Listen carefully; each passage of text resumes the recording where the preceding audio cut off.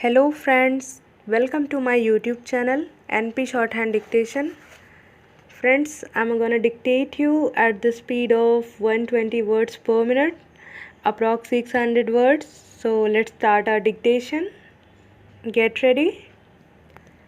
The petition is being decided on the request of the learned counsel for the parties at the admission stage without issuing notice to the fifth respondent and without calling for counter affidavit. Stop. Next paragraph.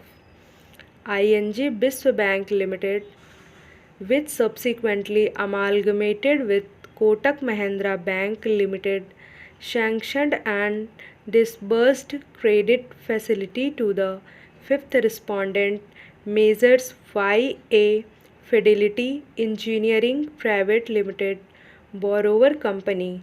Stop.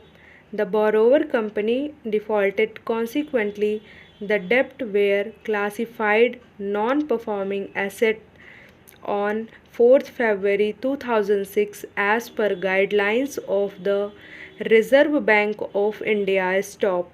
The bank proceeded in terms of Section 13 of the Securitization and Reconstruction of Financial Assets and Enforcement of Security Interest Act 2002, Surfaci Act, and recovered a sum of rupees 50 lakhs by selling the mortgage immovable property, hypothecated stock, plant and machinery on 30th March 2009 and 22 May 2009 respectively. Stop. Next paragraph.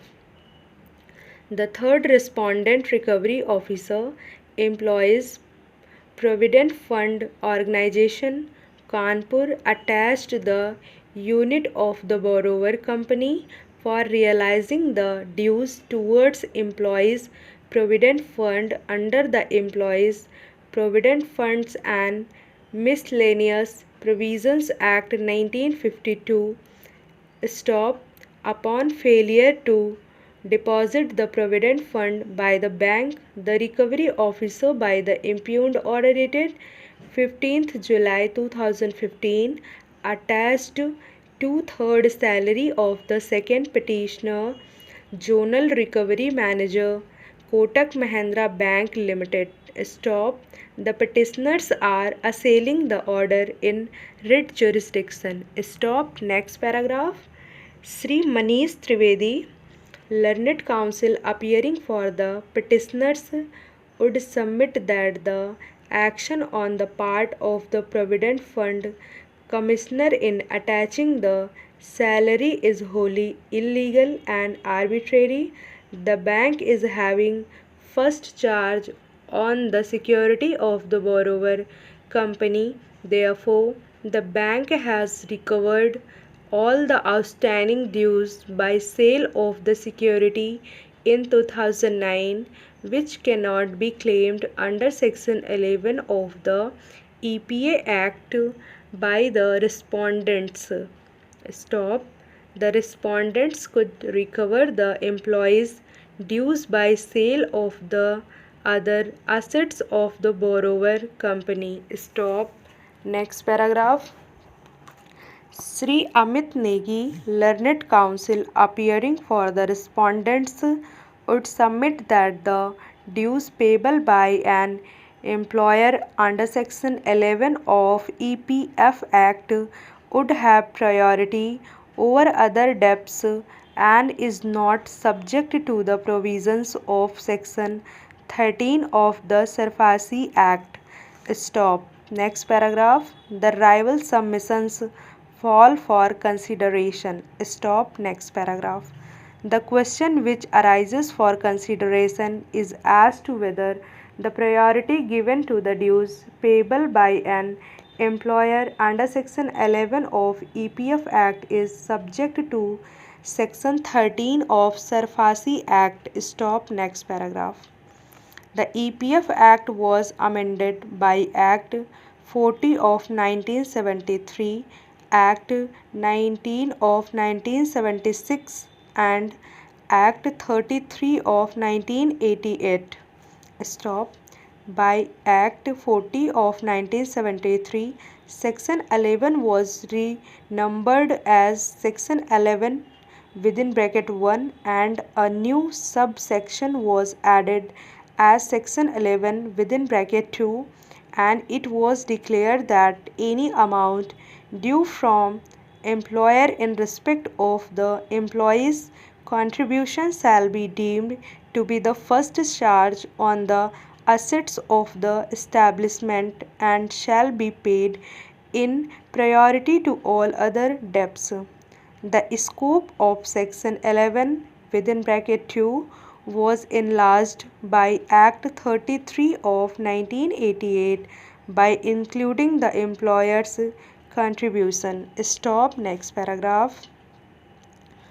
The background in which Amendment Act 33 of 1988 was passed is discernible from the statement of objects and reasons appended to the Employees' Provident Funds and Miscellaneous Provisions Amendment Bill 1988. Stop. Next paragraph.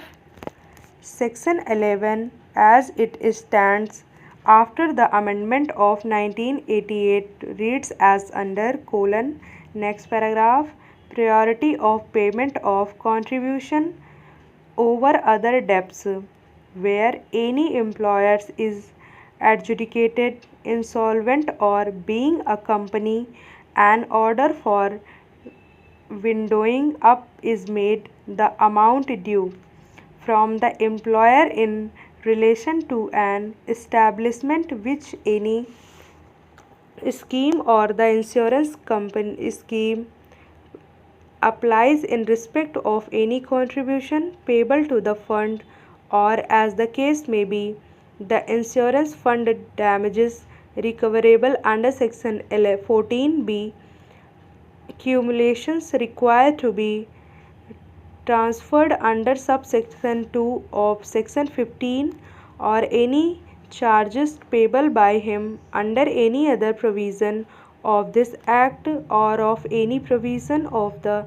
scheme or the insurance scheme or from the employer in relation to an exempted establishment in respect of any contribution to the provident fund or any insurance fund insofar it relates to exempted employees under the rules of the provident fund or any insurance fund, any contribution payable by him towards the pension fund under subsection 6 of section 17, damages recoverable under section 14b or any charges payable by him to the appropriate government under any provision of this act or under any of the conditions specified under section 17. Stop.